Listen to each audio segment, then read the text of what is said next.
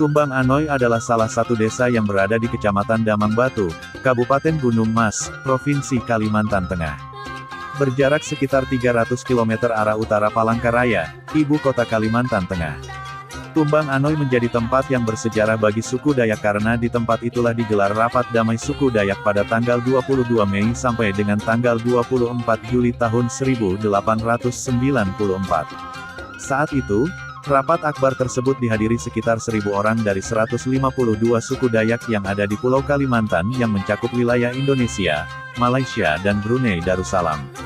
Rapat itu, antara lain menghasilkan kesepakatan untuk mengakhiri pertikaian sesama suku Dayak dan tradisi, mengayau, atau memenggal kepala manusia. Dengan adanya perjanjian itu maka terjalinlah persatuan dan persaudaraan antar suku-suku Dayak yang dulunya saling bermusuhan satu sama lain. Ketika pada zaman dahulu, Hakayau, atau Ngayau, merupakan tradisi suku Dayak yang mendiami Pulau Kalimantan.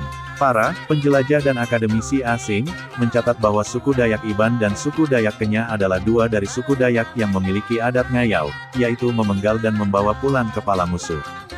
Kondisi semakin diperparah dengan adanya sengketa perebutan lokasi menyadap getah nyatu antara suku Dayak Ngaju dari Sungai Kahayan dengan suku Dayak Kenyah dari Sungai Mahakam, yang kebetulan lokasinya berada di perbatasan wilayah kedua suku tersebut, yaitu di Puruk Ayau dan Puruk Sandah. Sengketa ini memicu perang dan saling kayau antar kedua suku yang dikenal dengan peristiwa Kayau 100.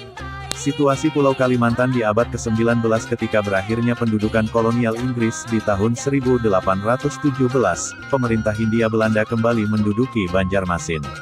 Pemerintah Hindia Belanda memaksa Kesultanan Banjar agar menyerahkan secara tertulis wilayah-wilayah yang secara tidak langsung dikuasai oleh Kesultanan Banjar kepada pemerintah kolonial Belanda. Oleh sebab itu Sultan Sulaiman, Sultan Banjar, menandatangani persetujuan Karang-Intan pada tanggal 1 Januari tahun 1817 dan dilakukan di hadapan Residen JDJ. Arnold van Buckhuyse. Dalam persetujuan tersebut, dipertegas bahwa kawasan yang disebut wilayah Dayak itu adalah Dayak Besar dan Dayak Kecil. Belanda menyebutnya dengan nama De Grote en Kleine Dajak. Persetujuan Karang-Intan pertama pada tanggal 1 Januari tahun 1817 kemudian mengalami beberapa perubahan, peralihan dan penyempurnaan pada tanggal 13 September tahun 1823, sehingga melahirkan Persetujuan Karang-Intan kedua di depan Residen Mr. Tobias.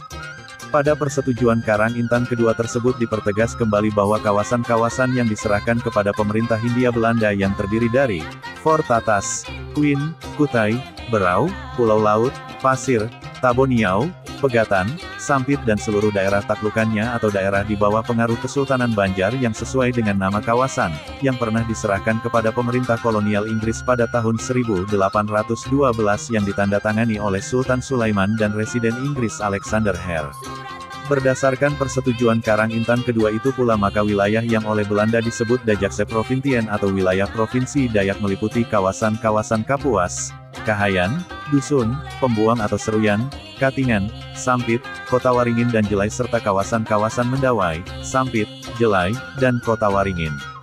Sejak tahun 1823 pemerintah Hindia Belanda mulai mengurus wilayah Dayak yang berdasarkan persetujuan Karang-Intan kedua dan tidak lagi berada di bawah pengaruh Kesultanan Banjar.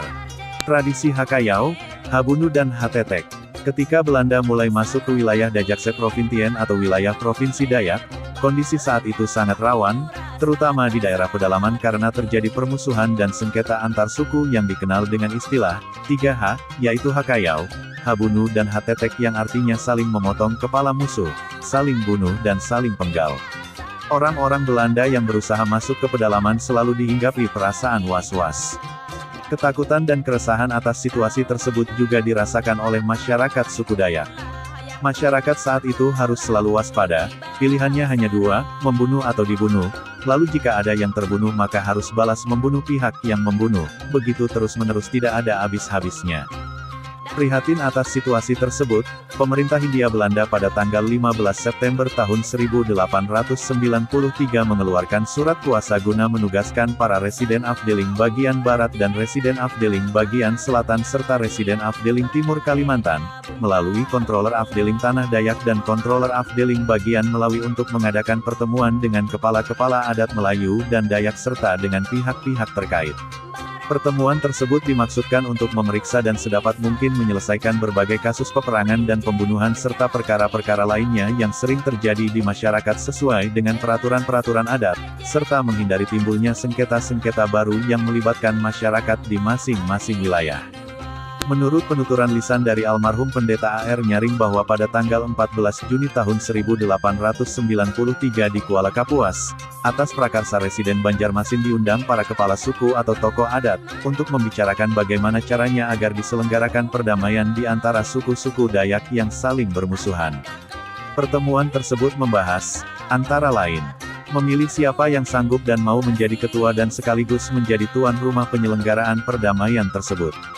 Menetapkan tempat penyelenggaraan, menetapkan kapan waktu penyelenggaraan, menetapkan lamanya sidang damai itu bisa dilaksanakan. Setelah Residen Banjar berkali-kali bertanya kepada para kepala suku dan tokoh yang hadir, siapa yang sanggup untuk menjadi ketua pelaksana dan sekaligus menjadi tuan rumah pelaksanaan rapat damai tersebut, hanya Damang Batu dari Tumbang Anoy yang berani menyanggupinya. Dengan demikian pertemuan awal tersebut menghasilkan beberapa kesepakatan, yaitu Damang Batu ditetapkan sebagai ketua pelaksana rapat damai. Tempat rapat damai di Tumbang Anoy, di Betang kediaman Damang Batu. Diberi waktu kurang lebih 6 bulan untuk melakukan persiapan-persiapan, dan diharapkan pada awal tahun 1894 rapat tersebut sudah bisa dimulai dan ternyata masa persiapan memakan waktu kurang lebih 1 tahun. Lama persidangan ditetapkan 3 bulan, direncanakan dimulai pada tanggal 1 Januari sampai dengan tanggal 30 Maret tahun 1894 namun rapat damai tersebut baru dapat dimulai pada tanggal 22 Mei sampai dengan tanggal 24 Juli tahun 1894. Undangan disampaikan melalui para kepala suku dan tokoh masing-masing daerah. Utusan peserta rapat haruslah tokoh atau kepala suku yang mengetahui adat istiadat di daerahnya masing-masing. Dalam laporan dari Controller Afdeling Tanah Dayak disebutkan bahwa rapat pendahuluan di Kuala Kapuas saat itu dihadiri oleh 71 orang tokoh adat, kemudian disepakati agar masing-masing kepala adat memperhatikan kesulitan transportasi, keterbatasan perbekalan di perjalanan dan selama persidangan, sehingga tidak perlu membawa rombongan yang besar, kecuali orang-orang yang memenuhi syarat saja ke Tumbang Anoy. Disebutkan pula bahwa pemerintah Hindia Belanda ikut mendukung penyediaan bahan makanan bagi peserta rapat damai ini.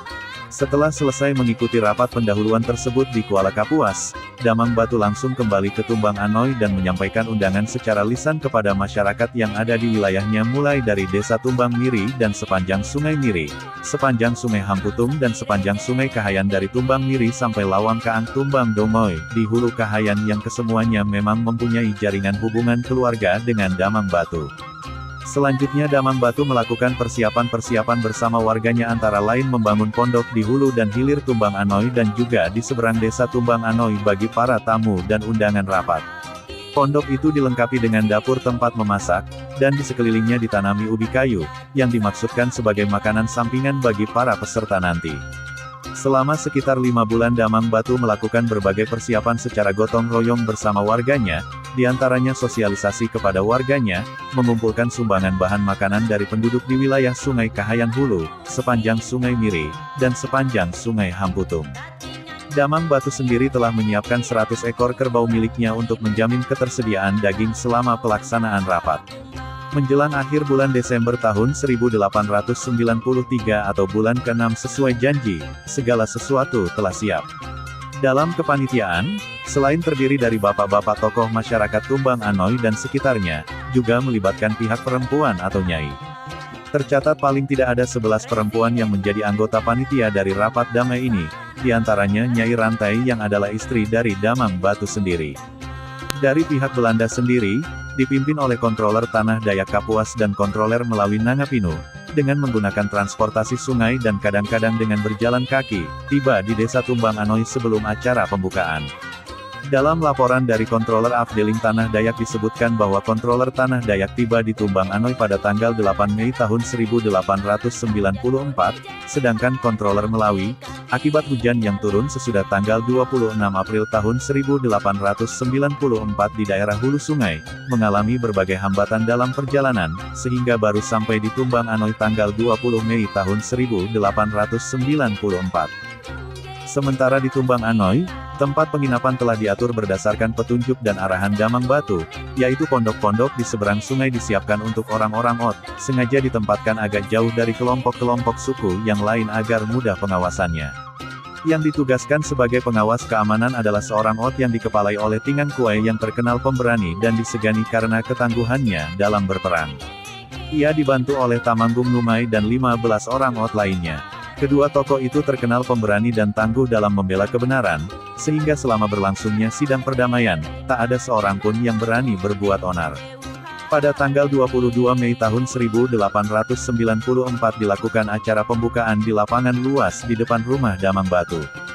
Dalam kesempatan itu disampaikan pidato pembukaan oleh Kontroler Tanah Dayak yang diterjemahkan ke dalam bahasa Dayak oleh Kepala Distrik Dayak Kecil Raden Yohanes Karsanegara. Acara pembukaan ini ditandai dengan 21 kali tembakan kehormatan. Dari catatan Damang Pijar, Kepala Adat Kahayan Hulu, jumlah tokoh adat yang hadir dalam pertemuan ini sebanyak 136 orang, sedangkan jumlah suku yang diundang mencapai 152 kepala suku, kepala adat. Jumlah kepala adat dan tokoh yang datang serta mereka yang datang untuk mengajukan perkara-perkara dari hari ke hari bertambah. 1 bulan setelah persidangan dibuka, lebih kurang 830 orang hadir di Tumbang Anoy. Jumlah ini belum termasuk masyarakat Tumbang Anoy dan sekitarnya. Persidangan dibuka setiap hari kecuali hari Minggu, dimulai pukul 8 pagi sampai pukul 13 siang. Pada malam hari oleh Damang Batu dilangsungkan acara hiburan antara lain kanjan, manasai, tari mandau, kandan dan parung, sehingga terjalin rasa persaudaraan antar suku. Berdasarkan data yang ada, rapat damai yang dilangsungkan selama 3 bulan terdapat sebanyak 233 perkara yang sempat diproses dalam sidang. Dari 233 perkara tersebut hanya 152 perkara yang dapat diselesaikan secara tuntas, sedangkan 81 perkara tidak dapat dipertimbangkan untuk ditangani dan diselesaikan. Proses sidang berjalan dengan baik, demikian pula tata tertib yang telah disepakati tidak pernah dilanggar. Berikut adalah hasil keputusan Rapat Damai Suku Dayak di Tumbang Anoy tahun 1894 yang diringkas menjadi 9 butir keputusan penting yaitu. Yang pertama adalah menghentikan permusuhan dengan pihak pemerintah Hindia Belanda. Kedua, menghentikan kebiasaan perang antar suku dan antar desa. 3. Menghentikan kebiasaan balas dendam antar keluarga. 4. Menghentikan kebiasaan adat mangayau atau memenggal kepala. 5. Menghentikan kebiasaan adat perbudakan. 6. Pihak Belanda mengakui berlakunya hukum adat Dayak dan memulihkan segala kedudukan, dan hak-hak suku Dayak dalam lingkup pemerintahan lokal tradisional mereka. 7. Penyeragaman hukum adat antar suku. 8. Menghentikan kebiasaan hidup berpindah-pindah dan agar menetap di suatu pemukiman tertentu. 9. Mentaati berlakunya penyelesaian sengketa antar penduduk maupun antar kelompok yang diputuskan oleh rapat adat besar yang khusus diselenggarakan selama rapat damai ini berlangsung. Rapat Damai Suku Dayak di Tumbang Anoy ditutup pada tanggal 24 Juli tahun 1894 dalam suatu upacara di depan rumah Damang Batu. Sehari kemudian, yaitu pada tanggal 25 Juli tahun 1894, semua kepala suku dan tokoh adat mengucapkan sumpah perdamaian, bahwa mereka selanjutnya dengan segala kemampuan siap membantu pemerintah Hindia Belanda dalam upaya untuk mencapai sasaran perdamaian dan kesejahteraan bagi seluruh masyarakat. Meskipun terselip kepentingan pihak pemerintah Hindia Belanda sebagaimana poin 1 keputusan rapat tersebut, termasuk ide untuk bersumpah siap membantu pemerintah Hindia Belanda, bagi suku Dayak, hasil rapat damai Tumbang Anoy itu sangat penting, karena sejak saat itulah disepakati untuk menghentikan segala perselisihan dan permusuhan di antara sesama suku Dayak di seluruh Pulau Kalimantan.